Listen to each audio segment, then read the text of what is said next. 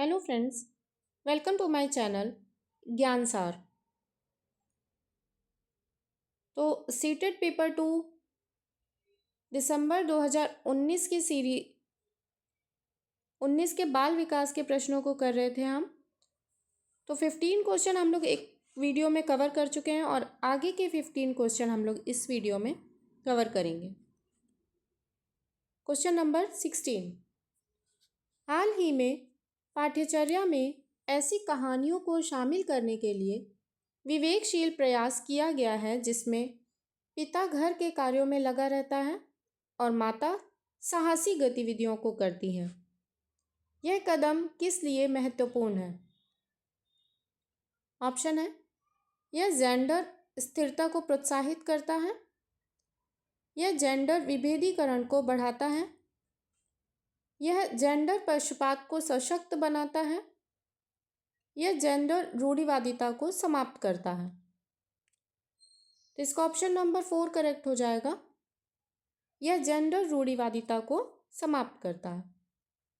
Question number 17, Vygotsky के अनुसार जब एक वयस्क बच्चे के निष्पादन के वर्तमान स्तर को सहयोग द्वारा विस्तारित करता है तो इसे क्या कहते हैं? ऑप्शन है, पाड़ यानी कि ढांचा, अंतःव्यक्तिनिष्ठता, खोजपूर्ण अधिगम, समीपस्थ विकास का क्षेत्र।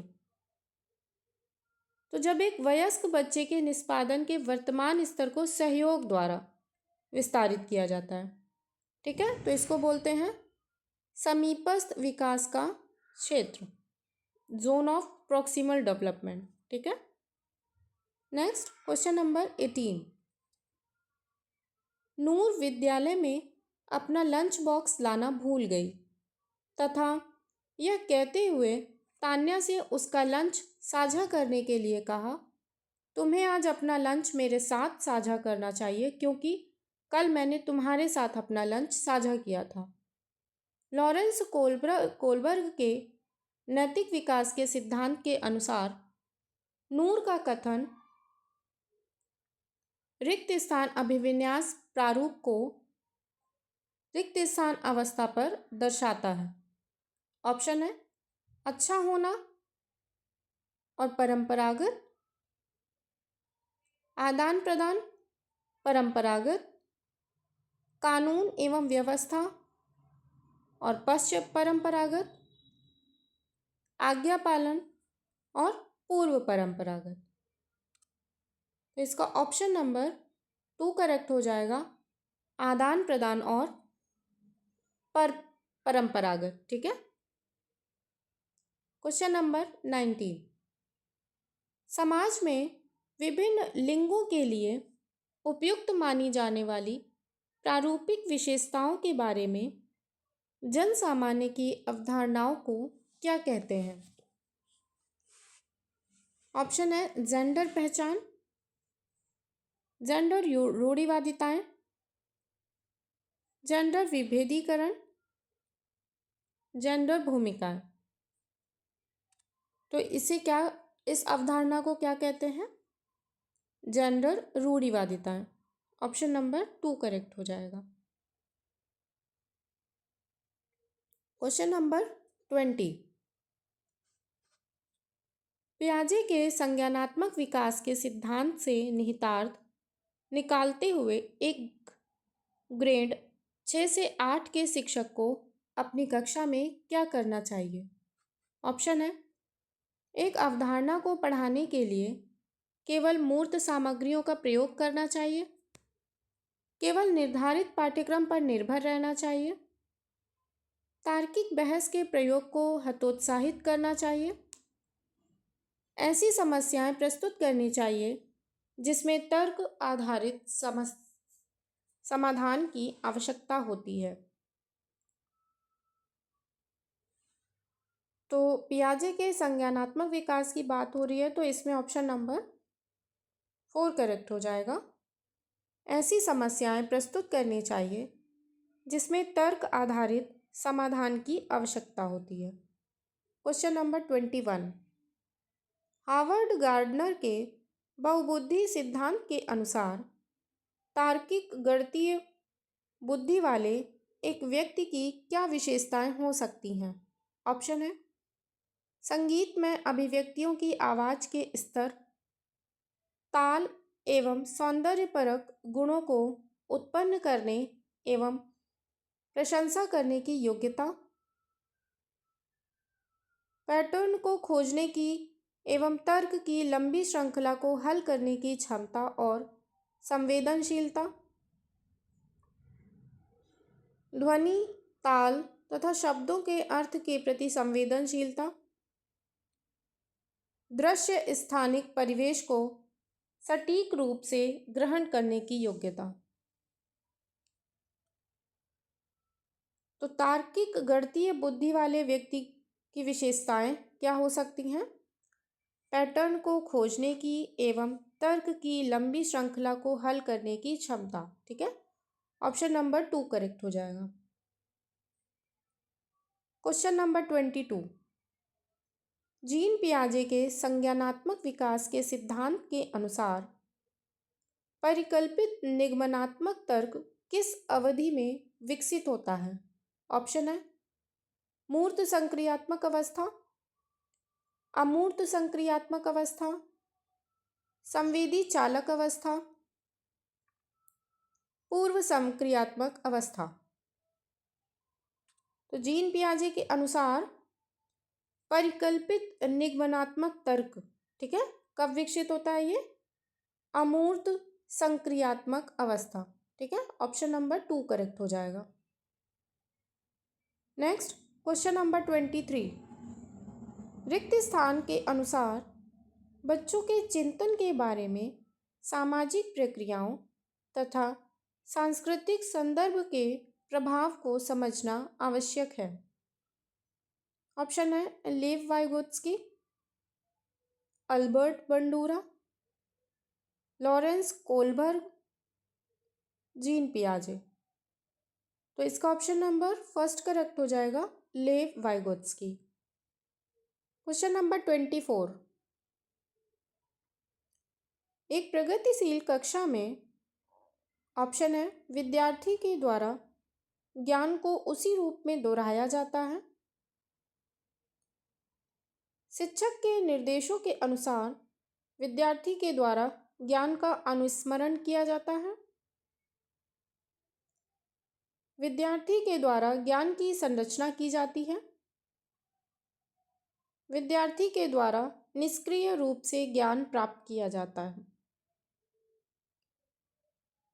तो प्रगतिशील कक्षा में क्या होगा? विद्यार्थी के द्वारा ज्ञान की संरचना की जाती है। ठीक है, ऑप्शन नंबर 3 करेक्ट हो जाएगा।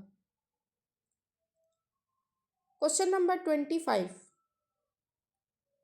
सतत एवं समग्र मूल्यांकन में क्या शामिल है? ऑप्शन है ना तो संरचनात्मक ना ही संकलनात्मक आकलन, विविध प्रकार की रणनीतियों का प्रयोग करते हुए दोनों संरचनात्मक एवं संकलनात्मक आकलन का प्रयोग करना, केवल संरचनात्मक आकलन, केवल संकलनात्मक आकलन। तो इसका ऑप्शन नंबर 2 करेक्ट हो जाएगा। नेक्स्ट क्वेश्चन नंबर 26, वह प्रक्रिया जिसके द्वारा बच्चे आदतों, कौशलों, मूल्यों तथा अभिप्रेरणा को विकसित करते हैं और जो उन्हें समाज का जिम्मेदार एवं क्रियाशील सदस्य बनाती है, उसे क्या कहा जाता है? ऑप्शन है मुख्य धारा से जुड़ना, विभेदीकरण, समाजीकरण, समावेशन। तो उसे क्या कहा जाता है? समाजीकरण। ठीक है, ऑप्शन नंबर 3 करेक्ट हो जाएगा। क्वेश्चन नंबर 27, मानव विकास के संदर्भ में आनुवंशिकता तथा पर्यावरण की भूमिका के बारे में निम्नलिखित कथनों में से कौन सा सही है? ऑप्शन है मानव विकास ना तो आनुवंशिकता और ना ही पर्यावरण प्रभावित करते हैं। आनुवंशिकता एवं पर्यावरण दोनों एक जटिल पारस्परिक क्रिया के रूप में मानव विकास को प्रभावित करते हैं। व्यक्तिगत विभिन्नताओं का एकमात्र कारण आनुवंशिकता है। परिवेशीय प्रभाव पूर्ण रूप से एक व्यक्ति के विकास को निर्धारित करते हैं। तो इसका ऑप्शन नंबर 2 करेक्ट हो जाएगा। आनुवंशिकता एवं पर्यावरण दोनों एक जटिल पारस्परिक क्रिया के रूप में मानव विकास को प्रभावित करते हैं। Question number 28। एक विद्यार्थी कक्षा में निम्नलिखित लक्षण प्रदर्शित करता है: पढ़ने के प्रति चिंता, शब्दों या अक्षरों को पहचानने में कठिनाई, निम्न स्तरीय शब्दावली कौशल, पहले पढ़े हुए पाठ को समझने या याद करने में कठिनाई। ये सब किसके सूचक हैं? ऑप्शन है अधिगम अशक्तता वाले विद्यार्थी के, मानसिक क्षति वाले विद्यार्थी के, एक स्वलीन विद्यार्थी के, एक सृजनात्मक विद्यार्थी के। तो ये सारे जो लक्षण होंगे किसके होंगे? अधिगम अशक्तता वाले विद्यार्थी के। ठीक है। Question number 29।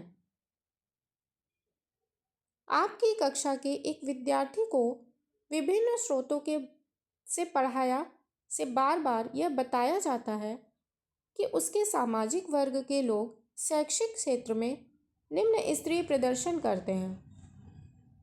इस रूढ़िवादिता एवं परिणामिक रूढ़िवादी आशंका के प्रभाव को कम करने के लिए एक शिक्षक को क्या पहल करनी चाहिए? ऑप्शन है विद्यार्थी को पढ़ाई छोड़कर किसी अन्य क्षेत्र में शामिल होने के लिए सलाह देनी चाहिए, विभिन्न सामाजिक वर्गों के रोल मॉडल से संबंधित कहानियों एवं उदाहरणों को प्रस्तुत करना चाहिए, इस प्रकार के सरोकारों को अनदेखा करना चाहिए, विभिन्न सामाजिक वर्गों के विद्यार्थियों के बीच प्रतियोगिता आयोजित करनी चाहिए। तो शिक्षक को क्या करना चाहिए? विभिन्न सामाजिक वर्गों के रोल मॉडल से संबंधित कहानियों एवं उदाहरणों को प्रस्तुत करना चाहिए। ठीक है। ऑप्शन नंबर 2 करेक्ट हो जाएगा। Question number 30। एक समावेशी कक्षा में शिक्षक को क्या करना चाहिए? ऑप्शन है बच्चों को अपाहिज बच्चा, मंदबुद्धि बच्चा आदि के रूप में वर्गीकृत चाहिए। Hello, Moto.